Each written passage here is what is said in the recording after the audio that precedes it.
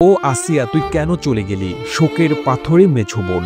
আমার বোন আসিয়া ভাত খাইতে চাইতো না, আমি ওরে ভাত খাওয়াইয়া দিতাম। এখন আমি কারে ভাত খাওয়াইয়া দিব? দুষ্টামি কইরা আইসা আমারে জড়াইয়া ধরতো, এখন কে আমারে জড়াইয়া ধরবে? আসিয়া, তুই কেন চইলা গেলি রে বোন? নিরন্তর আহাজারি করছে 9 বছরের ছোট্ট মেঝো বোনটি। সে বোঝে না কেন তার সবচেয়ে কাছের সঙ্গী, তার খেলার সাথী, খুনসুটির সাথী আজ আর নেই। তার নিষ্পাপ চাহনিতে শুধু একটাই প্রশ্ন, আমার বোন আসিয়া নাই, আমি এখন কার সাথে গল্প করব, কার সাথে খেলবো? আসিয়ারা ছিল 3 বোন, 1 ভাই। বড় বোনের তো বিয়ে হয়ে গেছে, তাই ঘরের সবচেয়ে কাছের বন্ধু ছিল মেঝো বোনটি। দুজন পিঠাপিঠি বোন, বয়সের ব্যবধান মাত্র 1 বছর। সারাদিন একসঙ্গে কাটতো, স্কুল শেষে খেলতো, মেতে থাকতো ছোটখাটো খুনসুটিতে। কোনো কারণে মা যখন আসিয়াকে মারতে আসতো, তখন মেঝো বোন আগলে রাখতো যেন মা আর মারতে না পারে। আবার যখন মেজো বোন বকুনি খেত, তখন আসিয়াই হয়ে উঠত তার রক্ষাকর্তা।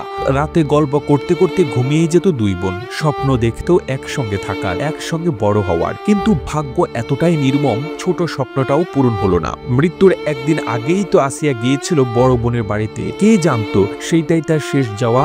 আর মেঝো বোনটা শোকে পাথর হয়ে কাঁদছে, বুক ফাটা কান্নায় ভারী হয়ে উঠছে চারপাশের পরিবেশ। সে কিছুতেই মানতে পারছে না আসিয়া আর নেই। আমরা জানি এই দেশে আইনের কোনো ফাঁক ফোকর আছে। আমরা জানি অনেক অপরাধী ধরা পড়লেও কিছুদিন পর হয়তো মুক্ত হয়ে ঘুরে বেড়ায়। কিন্তু এই ছোট্ট বোনটার আর্তনাদটা আমরা কিভাবে সহ্য করব? এই কান্না কি আমাদের বিবেককে নাড়িয়ে দেয় না? আজ যদি দোষীরা উপযুক্ত শাস্তি না পায়, তবে হয়তো কাল আরো কোনো আসিয়ার জীবন এভাবেই নিভে যাবে। আমরা চাই আসিয়ার জন্য ন্যায় বিচার হোক। আমরা চাই এই দেশ, এই সমাজ, এই আইন যেন নিশ্চিত করে আর কোনো নিষ্পাপ শিশুকে যেন এমন ভয়াবহ পরিণতির শিকার হতে না হয়। আসিয়া, তুমি যেখানেই থাকো শান্তিতে থাকো। তোমার বোনের এই কান্না যেন অন্য কোনো বোনকে কাঁদতে না বাধ্য করে। এটাই হোক আমাদের শপথ। আসিয়ার মা বলেন, কখনো কখনো মনে হয়েছে মেয়েটা হয়তো সুস্থ হবে, এবার বেঁচে গেলে আর কখনো বাড়ি থেকে একাই ছাড়বো না। কিন্তু আল্লাহ আমার ডাক শুনেননি। স্বজনদের